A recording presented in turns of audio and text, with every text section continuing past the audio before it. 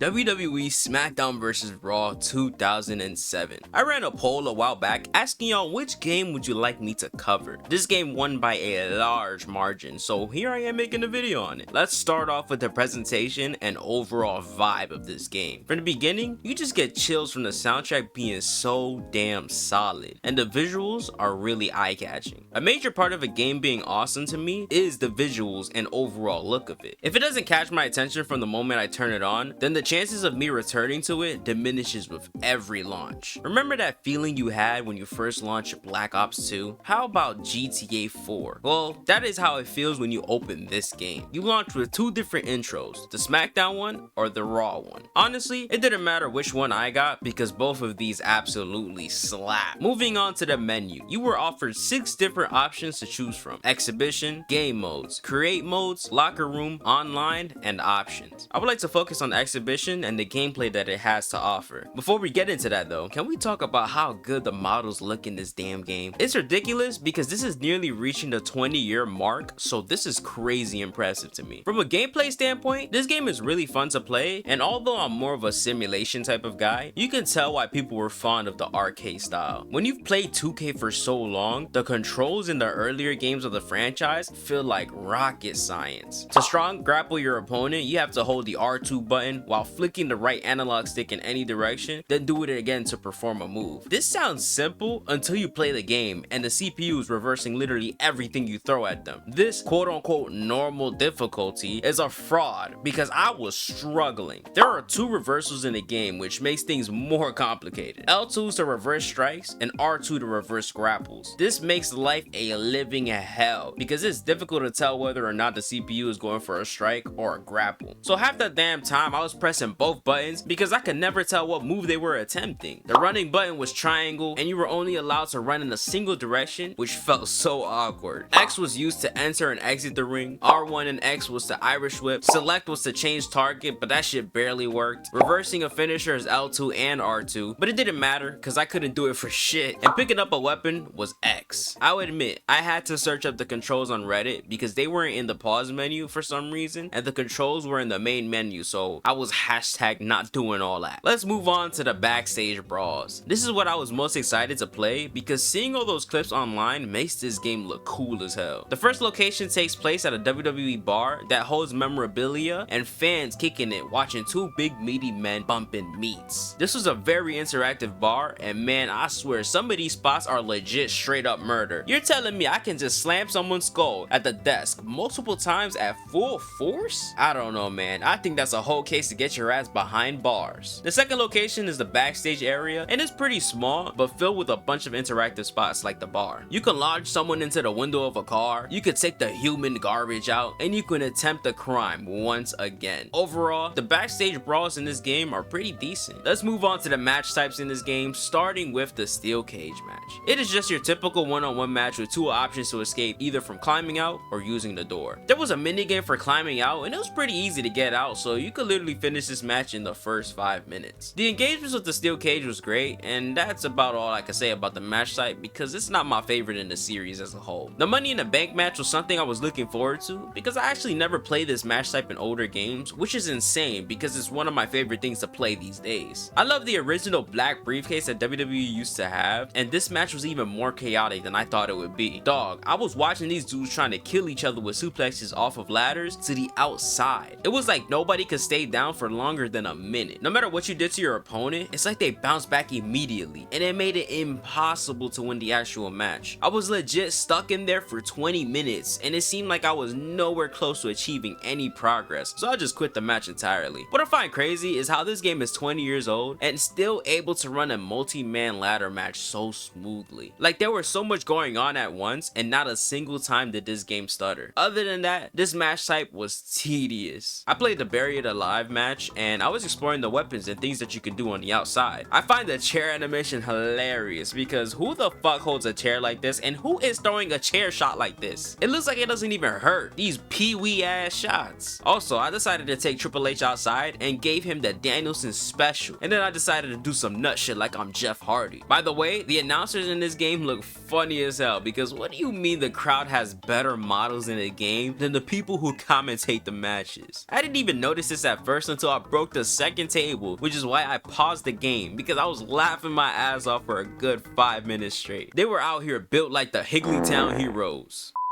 Yeah, I don't know what the hell I needed to do to win this because the minigame that was triggering had no progression, even though I hit Triple H with a pile driver and a last ride. This man hit me with nothing and he was able to put me away with ease. I guess it's just a skill issue. I was expecting more from the hardcore match, but there wasn't really any cool weapons under the ring, and the most interesting part was when you were allowed to fight on the outside. We need more outside areas like this in the current games that are actually detailed so I can have more fun. I tried out the Hell in a Cell, and man, I was in there giving everyone the beat down. I had Triple H in the ankle lock, and on the screen it said give up. So I was celebrating thinking I won the match, just to find out that the balding asshole won it over me. I didn't realize he had Shawn Michaels in a submission move as well, so I thought I got triple nose to submit. I played in the elimination chamber, and this was just more fun packed into this game, but the thing I find really odd is the fact that when the timer popped up on the screen, there was no audio cue to let you know that another competitor was joining the match, and it didn't do the suspenseful music followed by the buzzer. It was just silence as the person leaves their pods. Plus, these pods are about big as hell. Regardless of the immersion factor being a bummer, this was still a really fun match site to play. Now let's head over to GM mode. So I've always been a fan of taking control of your own brand and fighting over ratings and gaining money and more fans. GM mode is the perfect place for that, but the only flaw is that if you make an objectively good show, the game will give absolute slop more star ratings. Like, I couldn't get over 3 stars on the show. I don't know what I was doing wrong, so I would like someone to let me know down in the comments. Moving on to the character creation, and man, the amount of options are unlimited. Once again guys, this is a 20-year-old game, and it has all these diverse options to make your character the best looking thing on the planet. I would like to introduce you all